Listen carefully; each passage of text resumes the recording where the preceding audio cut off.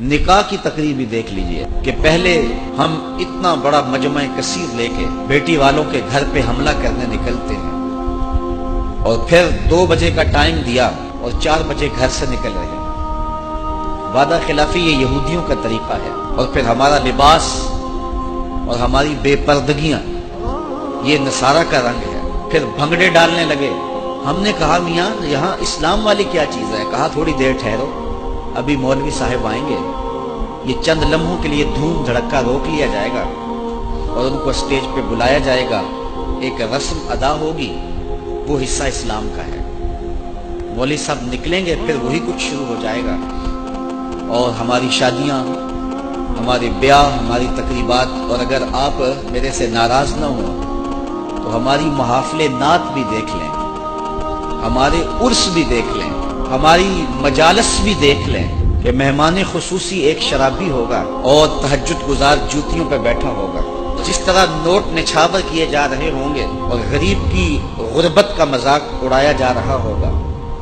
پہلے ہم نے عمرے کے ٹکٹ رکھے تھے مجمع بڑھانے کے لیے، تو اب ہم نے ایک اور سلسلہ شروع کیا کہ جہیز کے لیے کچھ پرچیاں رکھ دو۔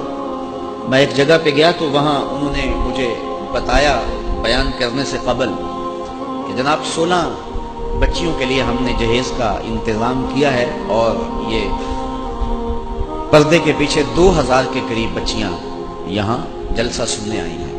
میں نے کہا کہ یہ زیادتی نہ کرو، یہ ظلم نہ کرو۔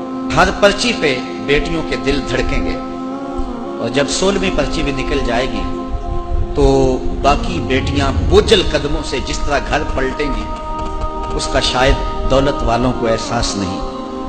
یہ اس غریب سے پوچھو کہ جو اپنا گھر بیچ کے بیٹی کو جہیز دیتا ہے۔ رسول اللہ کے میلاد سے بچیاں روتی ہوئی جائیں گھروں کو، اور تم اس پہ داد وصول کرتے پھرو، تو 16 بچیوں کی شادیاں کرنے کی گنجائش ہے تو رات کی تاریکی میں ان کے گھر میں ان کے لیے انتظامات کی رقم بھیج دیتے تو کتنا اچھا ہوتا۔ کاش کہ اس رسم بد کا خاتمہ کیا جا سکے۔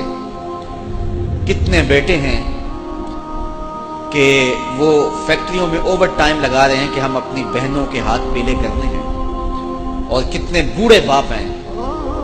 پچھلے دن میرے پاس ایک بوڑھا باپ آیا جس کی داڑھی سفید تھی، میرا ملنے والا ہے، تو اس نے مجھے کہا کہ حضرت دعا کریں میرا مکان فروخت ہو جائے۔ تو میں ویسے اس کو آسودہ حال سمجھتا تھا، تو میں نے کہا کیوں؟ تو کہنے لگا کہ میں نے 2 بیٹیوں کی شادی کی تھی تو قرض لیا ہوا تھا، تو اب مکان بیچنا ہے تاکہ وہ قرض بھی اتر جائے، تو ہو سکتا ہے کہ کوئی مجھے تھوڑے سے پیسے بچ جائیں تو میں کسی بستی میں ایک چھوٹا سا کٹیا زندگی گزارنے کے لیے خرید سکوں۔ باقی میرے 2 یا 3 بیٹے ہیں تو وہ کمائی کریں گے تو اپنا مکان بنا لیں گے۔ میں اس شخص کو ظالم نہ کہوں جس نے غریب کی بیٹی سے جہیز لیا ہے۔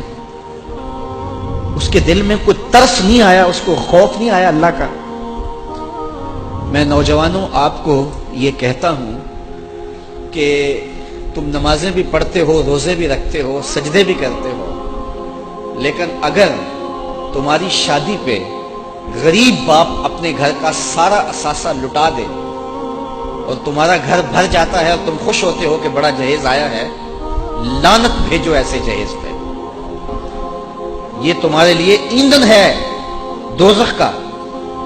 یہ فیصلہ کرو آج کی اس مجلس میں، جن کی شادیاں نہیں ہوئی وہ بھی فیصلہ کریں، اور جن کو اللہ نے اولادیں دی ہیں وہ اپنے بیٹوں کے لیے فیصلہ کریں کہ ہم اپنے بیٹوں کے لیے کسی سے جہیز نہیں لیں گے، اور اس رسم بد کا ہم عملی بائیکاٹ کریں گے۔ معاشرے کو سوکھا کرو، معاشرے کو اذیت میں مبتلا نہ کرو۔ یہ بہت بڑی نیکی ہے مشکل کام۔ اللہ تعالیٰ ارشاد فرماتا ہے کہ یہ مشکل گھاٹی نہیں چڑھا، اور مشکل گھاٹی کیا ہے؟ کسی پھنسے ہوئے کی گردن کو چھڑانا، غلام کو آزاد کرنا۔ تو دور موجود کے اندر وہ بوڑھا باپ پھنسا ہوا ہے جس کے پاس کچھ بھی نہیں ہے، اور گھر کی دہلیز پہ بیٹیاں بوڑھی ہو رہی ہیں، اور بیٹوں والوں کے نخرے جو ہیں وہ دیکھنے والے ہوتے ہیں۔